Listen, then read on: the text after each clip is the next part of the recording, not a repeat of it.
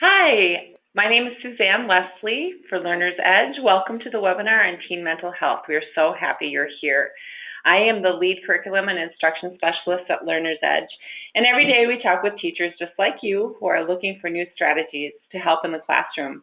And because we understand you are always seeking ways to improve your teaching and your students' learning, we put together this teen mental health webinar with the hope that you can leave with a better understanding and take a few suggestions back into your classroom or school to help with this topic. Thank you again for joining us. We are grateful. And with that, I am thrilled to introduce Sarah Johnson. Sarah is the Mental Health Director at the LaCrosse Area YMCA. She is a licensed professional counselor with over 20 years of experience in prevention, youth development, and counseling. Welcome, Sarah. Thank you. Thanks for having me. Yeah, I'm thrilled about being here. Well, one of the fun things that we have there on the slide is the fact that you will call yourself the Happiness Fairy. Can you talk a little bit about how you got that name? Absolutely. So I have the good fortune of working with the YMCA here in LaCrosse, and I get to blend my experience in prevention and youth development work with my experience working in the mental health field. And so I like to think about my job as bringing the skills and the information that I have as a therapist out to the universe. And more, I think, descriptively, getting to sprinkle happiness everywhere I go. So that's why I call myself the Happiness Fairy. Well, what a nice role you have. Good for you. I just wanted to let our audience know that if they had any questions, you can, at the end, we will have our Learner's Edge contact information, but also if they wanted to look at your website, it's listed there on the slide. And also it's sjjohnson at laxymca.org, so they could follow up with you with any questions that might come up today. Thank you, Sarah. Good. Well, we're going to talk a little bit about a number of different things. We realize that this subject is quite complex. So we know that we have an hour to cover these topics, so we can't actually go into too much depth on any one of them, but we are going to give you some wide breadth of these subjects of Mental Health 101, where Sarah will talk a little bit about what is mental health. And then we have some statistics that we'll cover, warning signs, talk a little bit about substance abuse, bullying, suicide, myths and stigma, and then we will end our webinar with some good news, and we'll talk about self-care and resources and the things that we can do and that teachers can do to help with this difficult. And because it's the new year, I thought it would be nice if we all started out thinking about our mental health for the year. I know most people create New Year's resolutions, so think about your mental health, putting your mental health first. So that's our foundation for the presentation today, is to put your mental health first. Sarah, here's your chance to talk a little bit about Mental Health 101 and what exactly mental health is, and we'll start there today. Great. And I would just like to also add on to, the foundation. Our own mental health is the foundation of anything that we do as teachers and caregivers. If we are not the shiniest tool, we are not going to be as effective in the work, and we won't have as much fun doing it. So my big push for taking care of yourself is really about being more effective and more sustainably doing the really important work that we're doing as people caring for teens in this universe. So Mental Health 101, really at its most basic, when I think about and talk about mental health with other people, I'm really defining it as how we think, how we feel, and how we act. How we think, how we feel, and how we act. In other words, how we are, basically just how we are. We're all thinking, feeling, and acting all the time. It's what we do as human beings, which means that mental health isn't something that's reserved just for some people sometimes. We all have mental health just like we all have physical health. And in fact, I would argue that mental health is a part of our physical health because we house our brain in our body, in our physical container. So I'm really not sure why we make these distinctions between mental and physical health, because really all of the same things I do to care for my physical health impact my mental health positively or negatively. Just as same as the things that I do that impact my mental health for better or for worse can also impact my physical health for better or for worse. Good. In doing the research for this presentation, you had given me this mentalhealthamerica.net as one of the resources. And what I really found helpful on that page was that people can actually go there and post about what it feels like to have good mental health. So for those people that need to have it broken down into something, you know, kind of tangible, so they help to know what that looks like, I'd highly recommend our listeners go to that website and take a look at the things that people are saying about their mental health. And they do break it down, just like you said, Sarah, in many circumstances about how we think, how we feel, how we act, and like you said, how we are. And so if people need more information, I'd highly recommend that website. Great. But moving on now to talk a little bit about some mental health facts and what we're seeing in the teenage population. We're seeing that 20% of youth ages 13 to 18 live with a mental health condition. That's one of the mental health facts. They're listed on the slide. And consequently, as a result of that, we're seeing this impact of 50% of all lifetime cases of mental illness begin by age 14. That just reiterates the importance of this topic, and that we really get this out into the light, and that we talk about what is happening with our teens. So can you talk a little bit about that, some of the statistics or some of the things that you're seeing? Absolutely. And, you know, one of the things I would say too, in particular about teens, we know that some of their typical developmental tasks are challenging and challenging behaviors for adults. And so sometimes I think adults mistakenly attribute teen tumultuous behavior as just teens, just a phase that they're going through, when really it may be a sign that a teen is actually struggling. Oftentimes when we have teens who are struggling with depression, it does not necessarily come out as a youth who looks sad.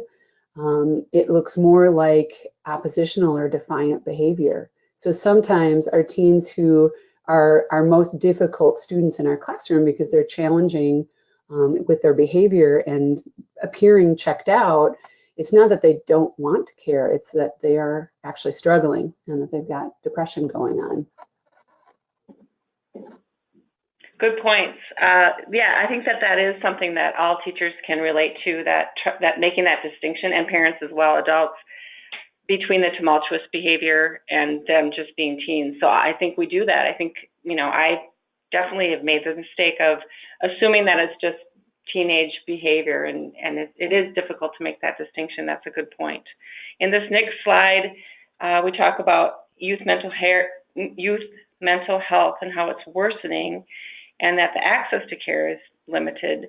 I like the analogy where it says that there's enough, that's enough to fill every Major League Baseball stadium on the East Coast twice.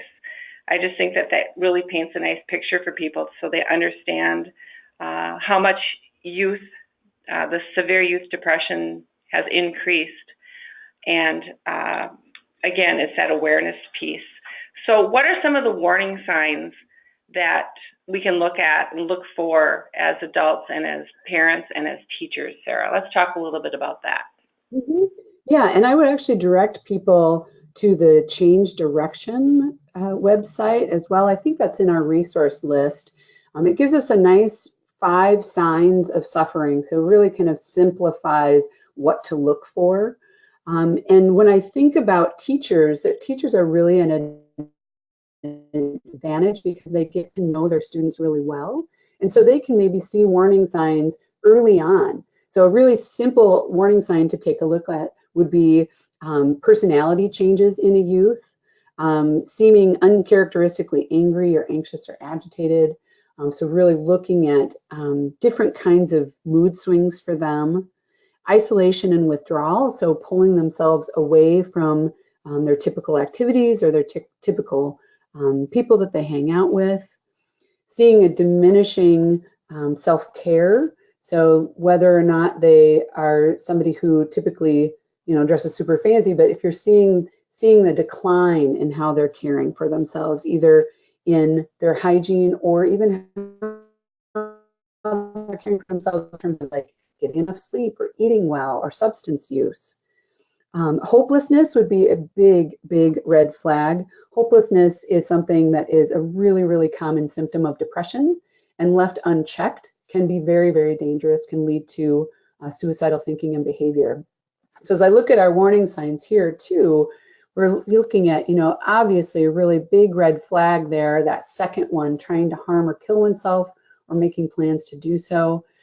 Absolutely, that's a huge red flag that there's a concern going on, but really wanting to try to notice these signs when they're earlier on in our youth so that we can intervene earlier.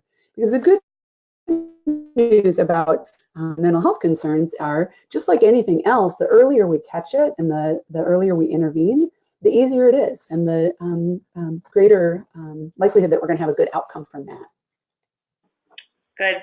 I liked your point about teachers having an advantage. I remember as a parent myself, somebody telling me that, when our kids are at school, they actually, they're at school longer than they are at home, and they have a different relationship oftentimes too with their teachers than they do with their parents. So that's another angle that teachers can recognize. And I just want to reiterate the things that you said here.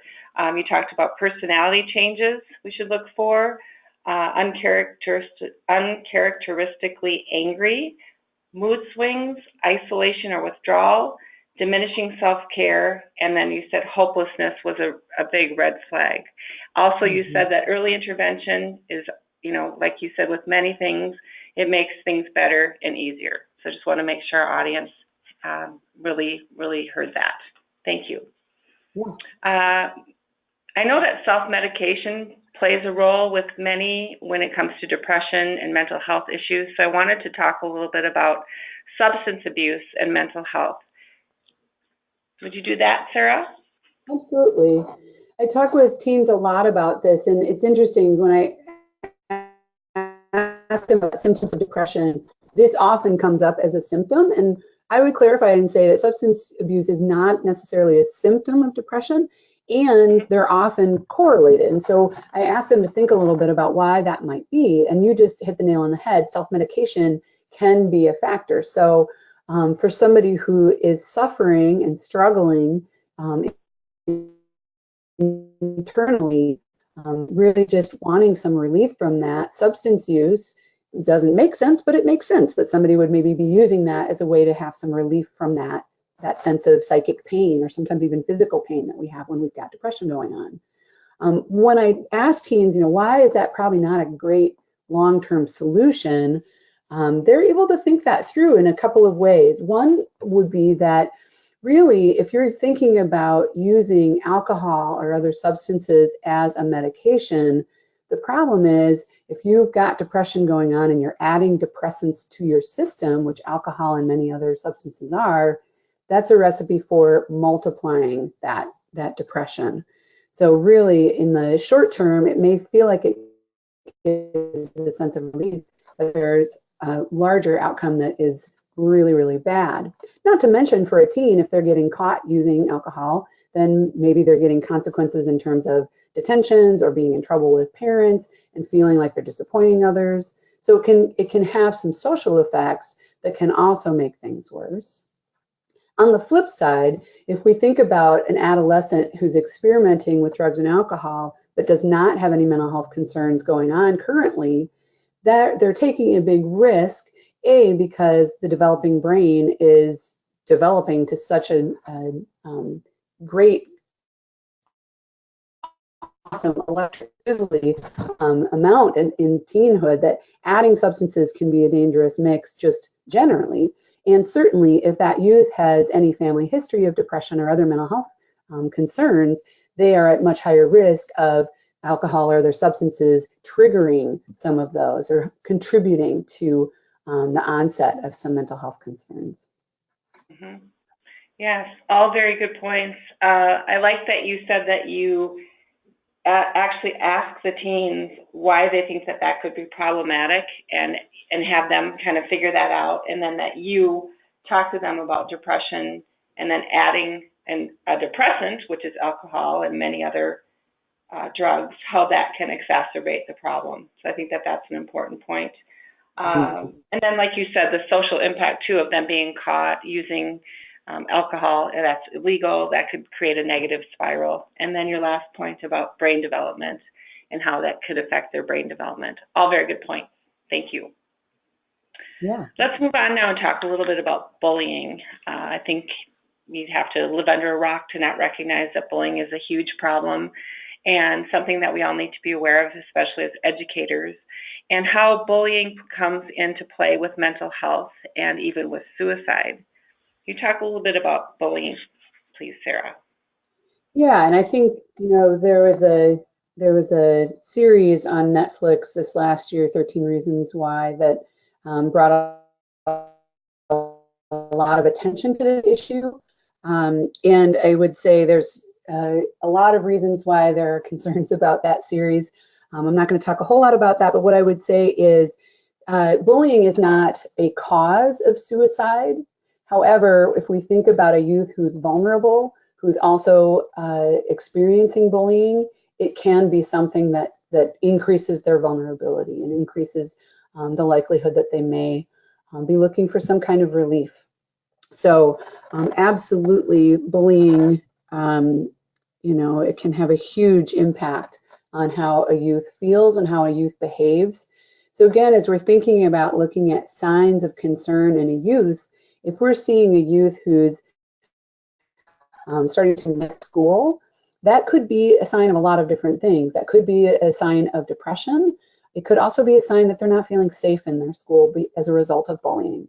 So we really want to be inquiring what's going on with our youth, especially the youth who are not in our building. That could be some of our youth who are in some of the greatest trouble.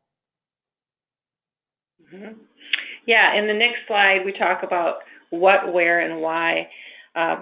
It says there 33% of students who reported being bullied said they were bullied 1 to 2 times per month. And then I found this quite interesting, where it's happening. It's happening right around us, in the school hallway, stairwell, classroom, cafeteria, and then 24% are being cyberbullied. And that's a whole other aspect that we could talk about for a long time. And then finally, why students are being bullied. And it comes down to physical appearance, race, ethnicity, gender, disability, religion, real or perceived sexual orientation. I am reading a book right now called Guyland, and in that book there's a story about how a family actually sued a school because their child was being bullied, and how another student reached out to that student at some point, and he had been bullied and then ended his life by suicide. So it definitely is impactful and very important that we as educators are aware and create, like you said, a safe space at school. Very important. Mm-hmm. We have another slide here that talks about teacher do's and don'ts. The big takeaway that I took, I'll let the listeners, you can read the slide for yourself, but on the left side under do, I thought the big takeaway was to encourage peers to step in. When a peer steps in, over half of bullying stops. I think that that's really important information. Teachers need to have to arm themselves with some information about how they can impact this issue and help their students. What are your thoughts, Sarah? I would say that we really want to think about how do we create a safe environment and culture. And so there's lots of ways that we can do that. But thinking about having the adults in the building, like how do we greet our students? How often are we available in the hallways and monitoring what's happening and taking those opportunities to be getting to know students and observing students who maybe are looking like they're not part of the larger social scene? How can we help get them engaged? So I think teachers are naturals at nurturing students. And so how do we create environments where that nurturance is felt anywhere you go in that environment? Yes, absolutely. Also on the slide, the don'ts. Those are important as well. we're busy, we're teachers, and so it can be easy to have full plates. It's a lot to take on. But I think, like you said, those strategies of just being in the hallway, being visible, letting our students know that we're available to talk with and that we will support them and we will help them. Those are all really important messages that sometimes it might feel like those get lost, but there are students that connect with that. And like you said, we are nurturers, us, those of us that teach. We really do care about our students. So what's the answer? Some other tips here for bullying. We can survey the school to find out what's happening in this area. We can ensure that our schools have a well-developed and well-known advertising, that it's advertised anti-bullying policy, so everyone is aware of it. That we create, like you said, Sarah, a safe place for environment, but a safe place for reporting as well. That we train the staff to intervene. That we model respect. So it's hard for us to say that we want anti-bullying if we're part of the bullying process ourselves. So it's important that teachers watch what we say, watch our language, how we're relating to our colleagues, that we believe it when students come and talk to us. We can refer them then to counselors, help with that, and of course getting parents involved and the government as well. All right. On to the next slide, some important risk factors for suicide. What do you see there, Sarah, and what is your knowledge about that? Well, like I said, suicide is an incredibly complex and complicated thing. And the good news about that is that means that a lot of things have to go very wrong for that to be the outcome. If we are able to notice signs and connect people, we are able to save lives. And really noticing signs, connecting people, really just having conversations with our teens, asking them how they are and really genuinely meaning it, taking that time to listen and really just be with them means that we can really save lives, absolutely save lives. And so as I look at this slide, I'm looking at a number of things that could go wrong. And so the more of these things that are going wrong in an individual's life, the greater their risk for suicide being a possibility. When we think about something like depression, one of the a very common symptom of depression is thoughts and desire to die. And really what that is an inability to see hope. And a sense of feeling like a burden to others. And really for most people who are in that frame of mind, they're really looking to experience a sense of relief. They don't necessarily want to be dead, but they can't imagine being able to exist with the level of pain that they're experiencing. And so when we think about intervening, we're really wanting to try to help people know that they may not be able to feel it. They may not believe that there is help out there, but there are so many things that we can do to help people feel more like themselves and be their best version of themselves. Yeah, when we talk about connection, it's kind of a paradox, isn't it? That we are so connected, with our social media, yet many of us still feel disconnected. Just to reiterate your comment about those human relationships and checking in, it makes me think of the importance of having dinner together. It sounds so simple, but that's really what our kids need is to sit down and carve out time for us to carve out time to just, like you said, check in with them, have conversations, and making sure that they're not feeling any type of hopelessness. Good point. I know that we're going to talk a little bit about myths and stigma later, but I just wanted to bring up, because this just seems like a natural time to talk about the fear that people have about talking about suicide. So can we just touch on that for a moment? I think that there are many, including myself, that feel like if I talk about suicide, is that going to give a child or a teenager the idea? What do you know about that? Yep, great question. I'm glad you mentioned that because that was something I was going to bring up. And I see 13 Reasons Why is this slide. I jumped ahead a little bit, but Absolutely. So for a long time, there's been a myth that if you ask somebody about it, that's going to put that idea in their head, and that's absolutely not the case. There is a lot of sense of shame and sense that I can't talk about suicide. When somebody, as I mentioned, has depression going on, in all likelihood, those thoughts have already crossed their mind. And so for someone to actually ask in a caring and compassionate way, hey, I know you've been struggling, and I know when somebody's got depression going on that it's not uncommon for them to have thoughts about dying. Is that going on for you? That can be a huge relief for somebody to hear that question.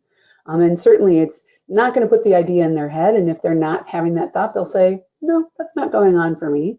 If they are, you're opening a really, really important door that could potentially save their life. So absolutely important to talk about it. The one other thing I would add about 13 Reasons Why, I do think there's value to the fact that there's been more of a dialogue that was prompted by it. My concern about the series, as well as the book, would be somebody, a youth who maybe doesn't have the healthiest mind, who maybe is dealing with depression.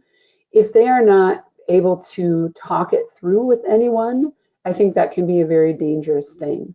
And so if you know of teens who are watching it or reading it, I would absolutely say make space for those conversations to help them process those really difficult emotions that may come up with it. Very triggering potentially for a youth who's experienced thoughts of suicide. And definitely to give an opportunity to clarify things that maybe are misleading and not very accurate portrayals.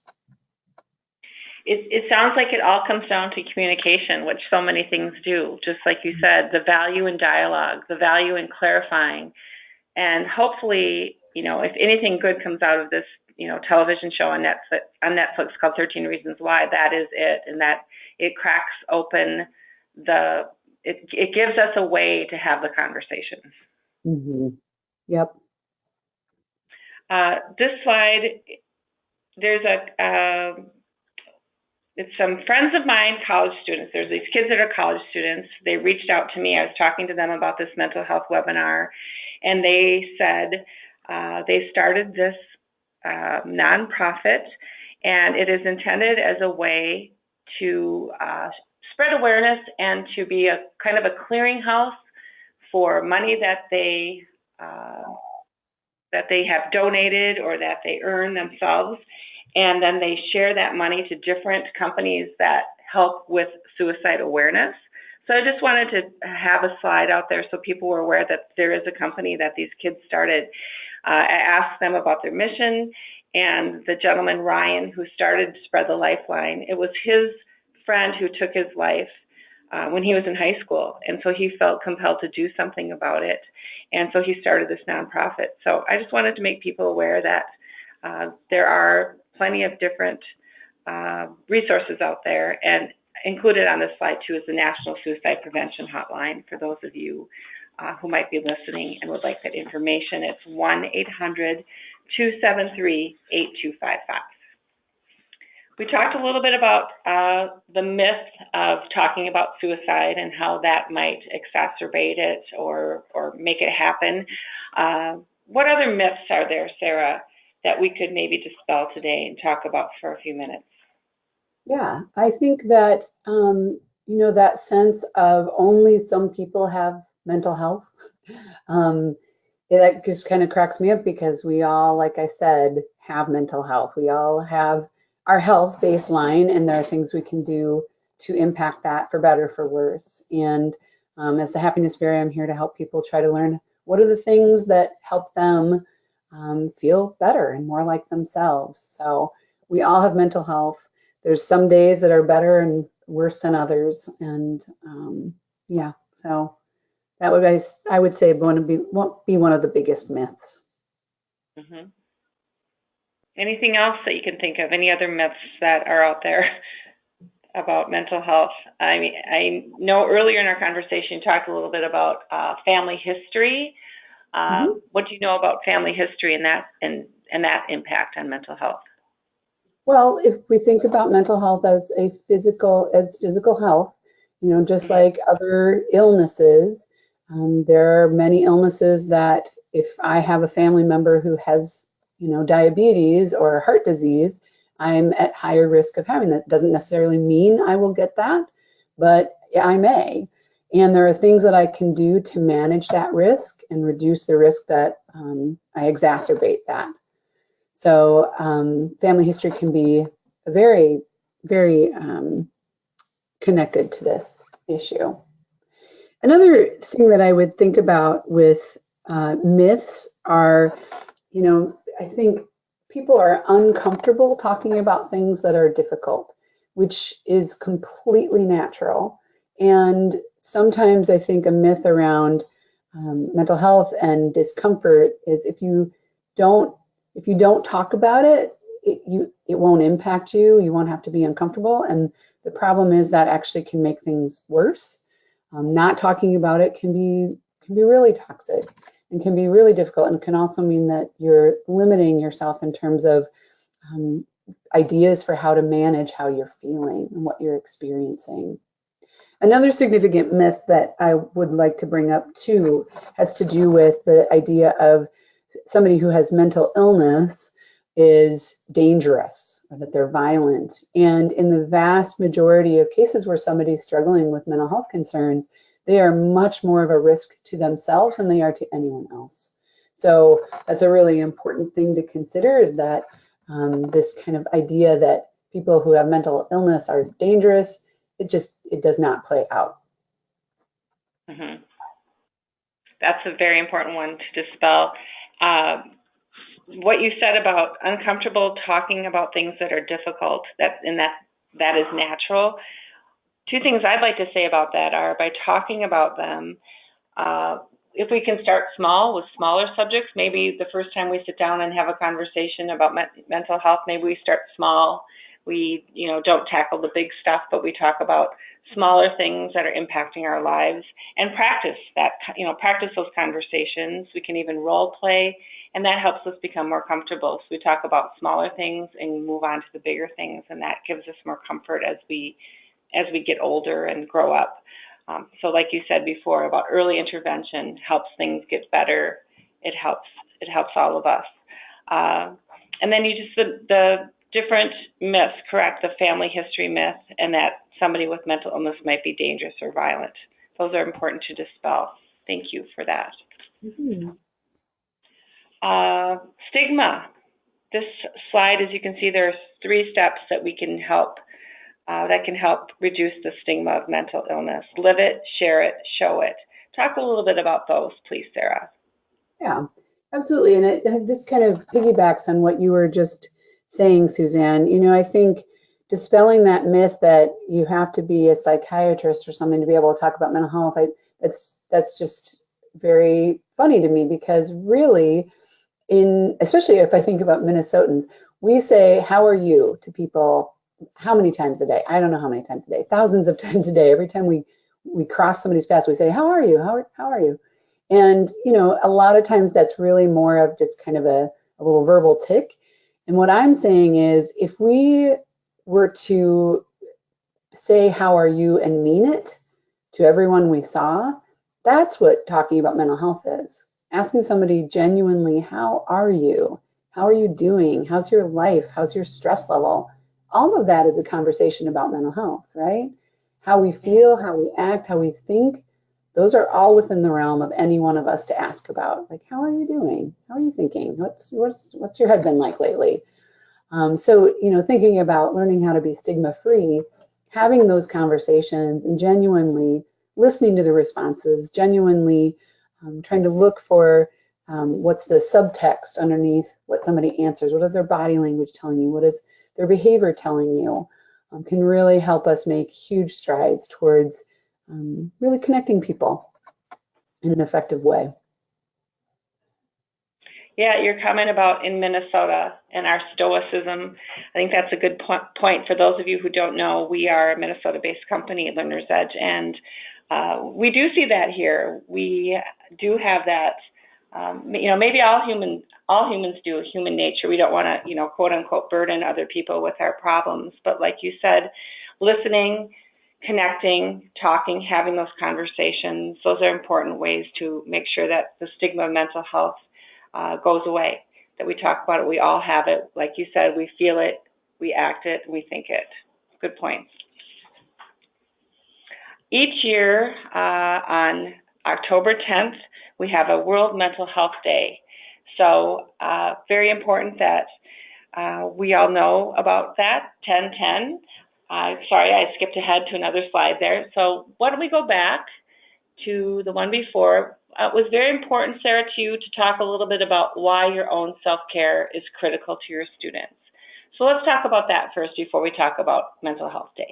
Thank you. Absolutely. As I had mentioned kind of earlier on in the webinar, I really think foundationally, we as caregivers, whether we're teachers or therapists or anyone working with people, our ability to take care of ourselves is absolutely foundational. I did not understand that for a long time, and really, at least on a cognitive level, it was like, well, yeah, you need to take care of yourself, but all of my people need to come first, and then I'll take care of myself. And I think a lot of us caregivers are kind of wired that way, to put other people's needs before our own. What I learned the hard way is that it's not sustainable. It's absolutely not sustainable. And I found that I would start getting sick, I'd start missing work, and there'd be times where I really just was not as in tune as I would want to be. It's a point of pride for me to do the work well and to be genuine and present with any individual that I'm with. And if I'm not adequately caring for myself, if I'm not sleeping well enough, or I'm not attending to my spiritual or artistic or creative needs, I'm just not going to be the best version of myself, which is a drag for me and can have an impact on the relationships in my life and just generally how I feel. And then it also can be a drag for the people I'm trying to work with, and really a disservice. If I am not at my best, I am not giving my best care. And so that was something that really kind of helped me rethink how I think about what it means to take care of myself. And I think also a lot of times when people hear self-care, at least for me, I think about, manicures and pedicures and vacations and, big things. When I'm talking about self-care, I'm talking about what are the things that are your foundation that keep you the best version of yourself. And I'm guessing that many of us are already doing things without even thinking about it every day that are self-care, such as brushing your teeth, right? That's something that most of us do without even thinking about it. That is a form of self-care. And most of us probably would not think of ourselves as selfish for brushing our teeth in the morning, right? We've been able to warm up to the idea of that form of self-care as something that's important in our day-to-day maintenance. And so I would challenge listeners, if they feel like this is an area where they struggle, where they have not prioritized their own self-care, I would encourage you to talk with someone that you think is doing well at this, or talk to someone that you love, and just kind of see if you can think about how you think about self-care. For those of you who are doing well at this, I say rock on. Share that joy with your coworkers and your people in your life who maybe could use a tune-up in their self-care. And for all of us, I think thinking about what are the most impactful, most important things in your day-to-day life that help you feel like yourself. So all of those physiological needs, like brushing your teeth, making sure you're eating enough and drinking enough water and sleeping enough, those are incredibly important. And what are those other little pieces that make you feel like you? And for me, it's color. I'm an artist, so I always have to have color in my life. I have color all over my desk. I wear colorful things because I can't always do art, but I can always seek out beauty and color in my day-to-day. So for some of you, that might be, it's a hug with your child, or it's a hike with your dog in the woods, or it's a phone call to your best friend. What are those things that you can prioritize happening in a consistent way? And how can you help yourself be successful in doing that? What are reminders that you can give yourself? Can you plug it actually into your calendar so that you have that reminder of what's most important to you? It's going to help you be the best version of yourself, both in your real life and in your classrooms. Everything that we talked about so far today is absolutely important.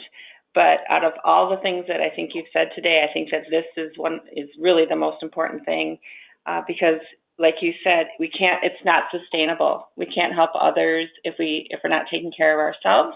And also, like you said too, you want to do your best when you work with others, and in order to do that, you have to do that self-care. It is foundational. I like the idea of challenging our listeners to prioritize. And like you said, find somebody that's doing a good job caring for themselves and talk to them about it. Find out, what are you doing? How do you find time? What are the strategies that you're using that help you be successful in that area? And I think one of the things that comes, at least, a lot of the teachers that I work with, often they're women, and like you said, they're working as teachers, nurturers, working like you are in the mental health field. So they're already caregivers, and they're wired to help others. So I think there's this feeling of selfishness that comes into play. And so it's getting past that and recognizing, like you said, that taking care of ourselves is taking care of others, because we can't do it unless we're taking care of ourselves first. And what a great role model, too, for the teens that we're talking about, showing them that this is the way mom takes care of herself, this is the way my teacher takes care of herself. That kind of gives them permission then to take care of themselves as well. Absolutely. I love talking with teens about the things I do to take care of myself. I think that helps give them examples, and it helps normalize that we all have to, we have to keep taking care of ourselves. We're never just done, there's never a point where now I have good mental health and I'm good for the rest of my life. We always have to maintain, just like we keep brushing our teeth every day. We still might get cavities, but it reduces the chance that we will, and it feels better. So what are the things that are like toothbrushing for your mood and for your how you are? Right, and like you said, what makes you feel like you? For you, it's color. For you, it's art. For others, as you mentioned, it might be taking your dog for a walk in the woods. For me, it might be going to the gym. Whatever it is, figure that out and recognize how valuable it is. Mm-hmm. Okay, back to the World Mental Health Day. It's October 10th, so 10/10, easy to remember. Some good information on this slide about how we can normalize this too, like you said, improving our mental health. Let's normalize it. Let's recognize that this is something that we all need to do.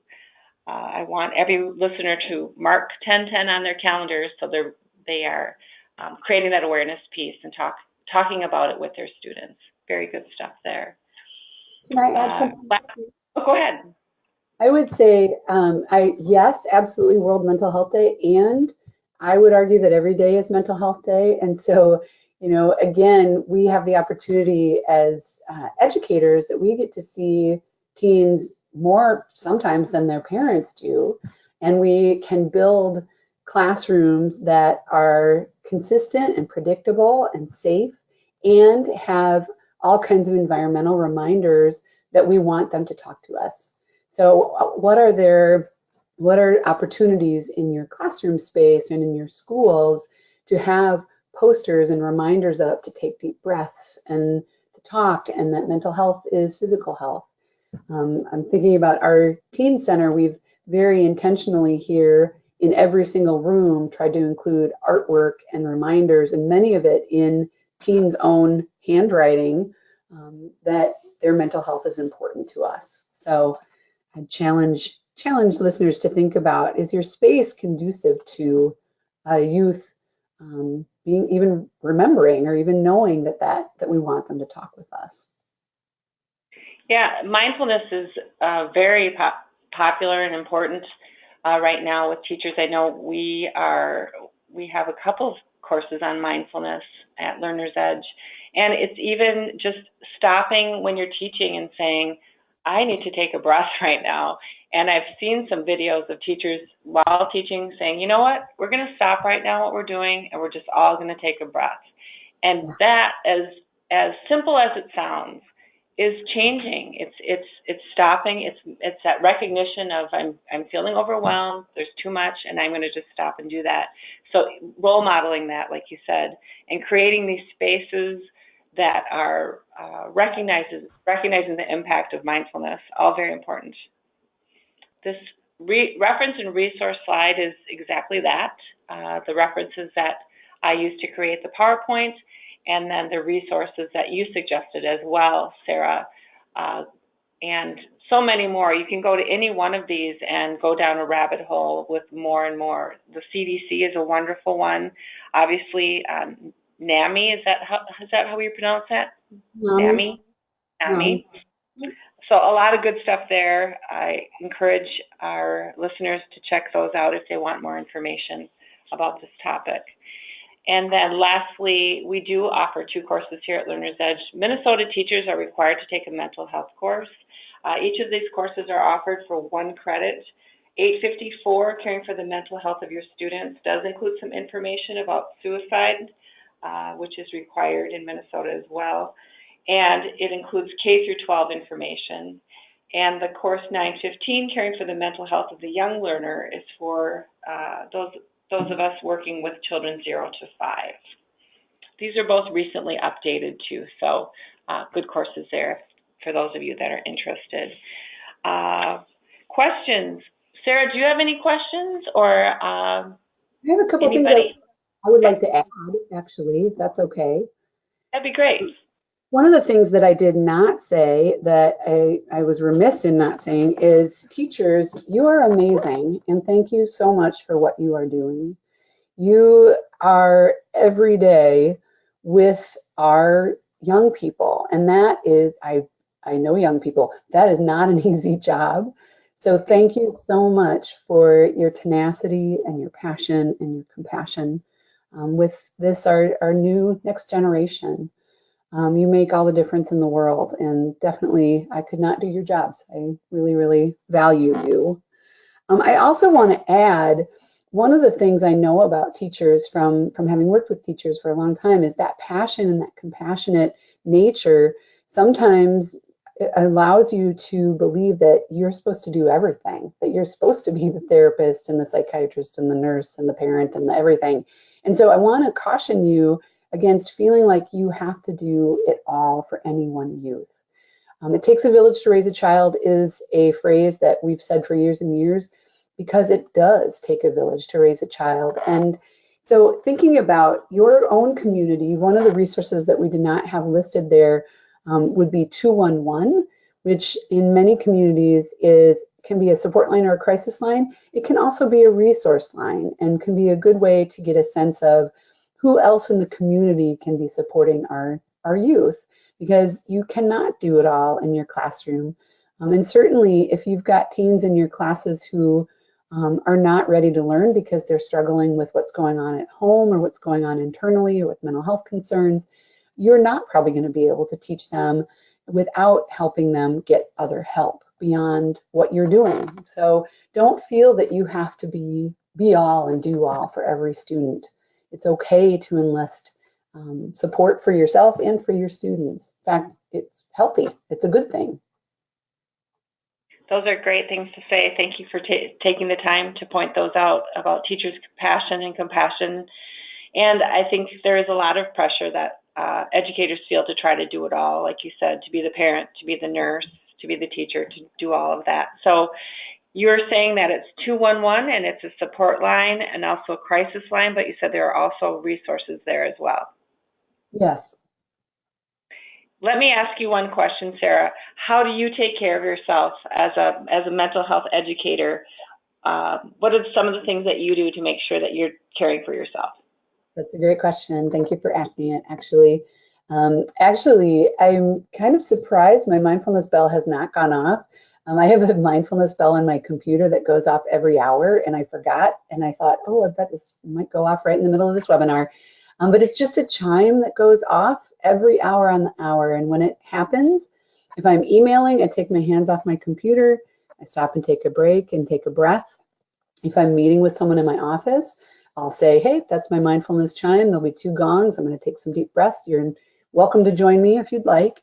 And I take a couple of deep breaths. And I've been doing that now for 10 years. And what I've noticed during my workday is my general level of stress is lower than it ever was. And when life then gets stressful, I'm much more able to notice it more quickly and much better able to respond to it instead of just react to it.